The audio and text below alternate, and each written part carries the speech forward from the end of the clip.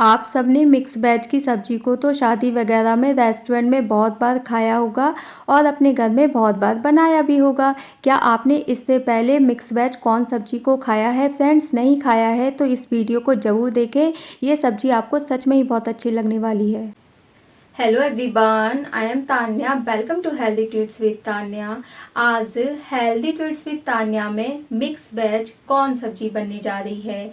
जो बच्चे सब्जी खाने से बचते हैं लेकिन इस सब्जी को बार बार आपसे मांग कर खाएंगे और बार बार बनाने की डिमांड भी करेंगे। ये हेल्दी एंड टेस्टी सब्जी जो सबको पसंद आएगी, वो कैसे बनती है, चलिए मेरे साथ बनाना शुरू करते हैं। मिक्स वेज की कॉर्न हेल्दी वेजिटेबल बनाने के लिए मैंने यहाँ पे कुछ वेजीज़ को इस पे काट लिया है। 200 ग्राम के करीब मैंने पनीर लिया है, जिसको मैंने छोटे छोटे क्यूब्स में काट लिया है। 200 ग्राम के करीब ही मैंने यहाँ पे मशरूम लिया है। 200 ग्राम के करीब ही यहाँ पे मैंने बेबी कॉर्न लिया है। 1 बाउल के करीब मैंने यहाँ पे हरी मटर लिए हैं। 1 मैंने कैप्सिकम लिया है, जिसको मैंने रेड कलर का लिया है। 1 मैंने यहाँ पे कैरेट ली है। कैप्सिकम आपके घर में जो भी हो, जिस भी कलर का हो, आप उस कलर का ले सकते हैं। ये तो मेरी कुछ वेजीज रही, कुछ और इंग्रेडिएंट्स मेरे इस प्रकार रहे हैं। 1 मैंने यहाँ पर टमाटर लिया है, ठीक है, मीडियम साइज का टमाटो लिया है। 2 मैंने ग्रीन चिली ली है। ग्रीन चिली की क्वांटिटी आप अपने हिसाब से भी ले सकते हैं। 1 मैंने जिंजर का टुकड़ा लिया है। 6 से 7 मैंने लहसुन की कलियां ली हैं। 1 मैंने मीडियम साइज का अनियन लिया है। 1 बाउल के करीब मैंने कटा हुआ धनिया लिया है। चलिए अपनी सारी वेजीज को अब कट करना शुरू करते हैं। वेजीज को कट करने के लिए मैंने एक बिग साइज का बाउल लिया है। इसी बाउल में हम अपनी वेजीज को कट करते हैं। सबसे पहले हम अपने बेबी कॉर्न को कट करेंगे। देखिए बेबी कॉर्न को कट करने का तरीका कुछ इस तरह से है। बिल्कुल सिंपल तरीका है कट करने का। एक बेबी कॉर्न उठाइए और उसको बीच में से इस तरह से कट करते चली जाइए, जैसे हम नॉर्मल अपनी वेजीज को कट करते हैं। मशरूम को हमें डायरेक्ट इसी तरह से कट करना है। मशरूम को एक लेते हैं और इसको 4 पीसेस में देखिए कुछ इस तरह से कट कर लेते हैं। तो मशरूम को भी मैं अपने कट कर लेती हूँ। देखिए फ्रेंड्स, मैंने अपने सारे मशरूम और बेबी कॉर्न को तो कट कर लिया है। अब हमें अपने कैरेट को कट करना है। तो कैरेट को हम पहले दोनों साइड से इस तरह से कट कर लेते हैं। कैरेट को पूरी तरह से कट करने से पहले हमें उसका छिलका उतारना है। तो मैं अपनी कैरेट का छिलका उतार लेती हूँ।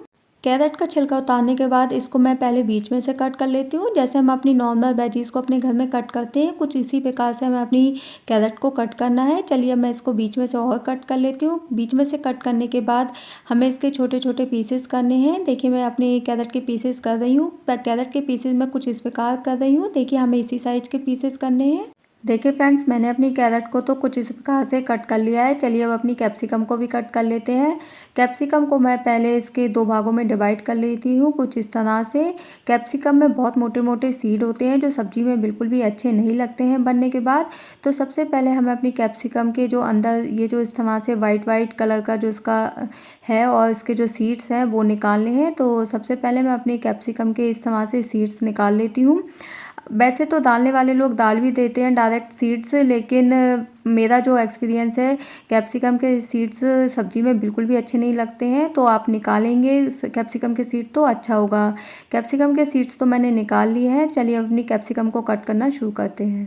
मैंने अपनी पूरी कैप्सिकम को कुछ इस तरह से कट कर लिया है। मैंने इसके थोड़े बड़े बड़े पीसेस ही कट किए हैं। अब इसमें मैं अपने सारे हरी मटर को अपने बाउल में डाल देती हूँ। अब मैं अपने प्याज, टमाटर और लहसुन को कट कर लेती हूँ। सबसे पहले हम अपने लहसुन को कट कर लेते हैं। लहसुन को हमें कुछ इस प्रकार छोटा छोटा कट करना है। मैंने अपने प्याज, टमाटर, लहसुन, अदरक को तो कट कर लिया है। चलिए अब अपनी सब्जी को बनाना शुरू करते हैं। सब्जी बनाने के लिए मैंने अपनी कढ़ाई को अपनी गैस पे चढ़ा दिया है और गैस का फ्लेम मैंने मीडियम रखा है। अब इसमें मैं 2 चम्मच के करीब सरसों का तेल डालती हूँ। तेल डालने के बाद इसको गर्म होने देती हूँ। सरसों के तेल को अच्छे से गर्म होने के बाद इसमें मैं 1 स्पून के करीब साबुत जीरा डालती हूँ और गैस का फ्लेम मैंने अभी भी मीडियम ही रखा है। इसमें मैं साथ के साथ थोड़ा सा हींग डालती हूँ। एक मैं इसमें लाल इलायची डालती हूँ। लाल इलायची डालने से बहुत ही ज़्यादा अच्छा सब्जी में टेस्ट आता है। छोटा सा मैं दालचीनी का टुकड़ा डालती हूँ। सारे मसाले डालने के बाद इन सबको हम अच्छे से पहले सुनहरा होने तक भून लेते हैं। जीरा हींग अच्छे से भुन चुके हैं। अब इसमें हमें अपना कटा हुआ गार्लिक डालना है। गार्लिक डालने के बाद इसको भी हम सुनहरा होने तक इसी तरह से भूनेंगे।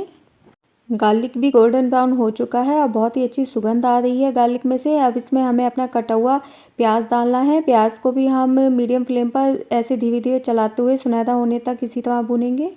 ऑनियन के भी गोल्डन ब्राउन होने के बाद इसमें हमें अपना कटा हुआ जिंजर डालना है। जिंजर को भी प्याज में मिक्स करते हुए गोल्डन ब्राउन होने तक भून लेते हैं। जिंजर के भी अच्छे से भुनने के बाद अब इसमें मैं आधा चम्मच के करीब लाल मिर्च पाउडर डालती हूँ। लाल मिर्च अपने हिसाब से कम या ज़्यादा कर सकते हैं, आप कितना तीखा खाना पसंद करते हैं कितना नहीं। आधा चम्मच के करीब मैं इसमें काली मिर्च का पाउडर डालती हूँ। अब इन सबको मिक्स करते हुए अच्छे से भून लेते हैं। लाल मिर्च पाउडर और काली मिर्च पाउडर को हमने मीडियम फ्लेम पर आधा मिनट के लिए हल्का हल्का भून लिया था। अब इसमें मैं टमाटर डालती हूँ। टमाटर को मिक्स करके इसे भी हम सॉफ्ट होने तक अच्छे से भून लेते हैं।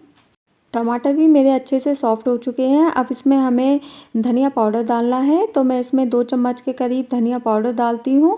धनिया पाउडर डालने के बाद पहले हम टमाटर में अपने धनिया पाउडर को अच्छे से मिक्स कर लेते हैं। धनिया पाउडर को अच्छे से मिक्स होने के बाद इसमें हमें अपना हल्दी पाउडर डालना है, तो इसमें मैं 1 स्पून के करीब हल्दी पाउडर डालती हूँ।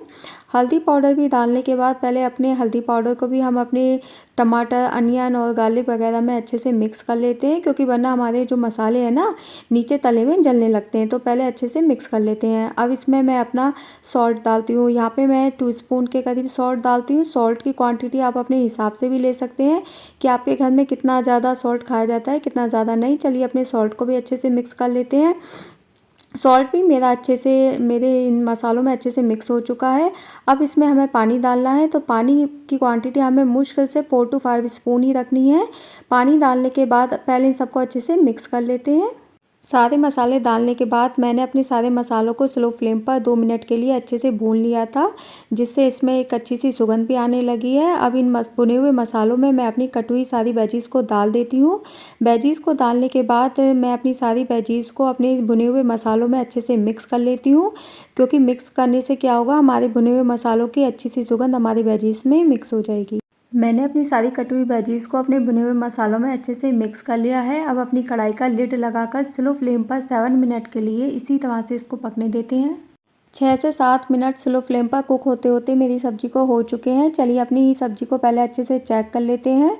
वैसे तो देखने से ही पता लग रहा है कि सब्ज़ी अच्छे से कुक हो चुकी है, लेकिन इसमें थोड़ा सा पानी बचा है, क्योंकि सब्जियां भी अपने आप में पानी छोड़ती हैं। लेकिन कोई बात नहीं, अभी हम इसको दोबारा कुक करेंगे तो पानी अपने आप जल जाएगा। अब मैंने इसमें हाफ स्पून के करीब गरम मसाला डाला है। पहले अपने गरम मसाले को अपनी वेजीज़ में अच्छे से मिक्स कर लेते हैं, जिससे सारा मसाले का फ्लेवर इसमें अच्छे से आ जाए। चलिए अब मैं इसमें अपना वही कटा हुआ पनीर डालती हूँ। पनीर हमें बिल्कुल लास्ट में ही डालना था। पहले अपने पनीर को इसमें अच्छे से मिक्स कर लेते हैं। कढ़ाई का ढक्कन लगाकर स्लो फ्लेम पर इसको 5 मिनट के लिए और कुक होने देते हैं।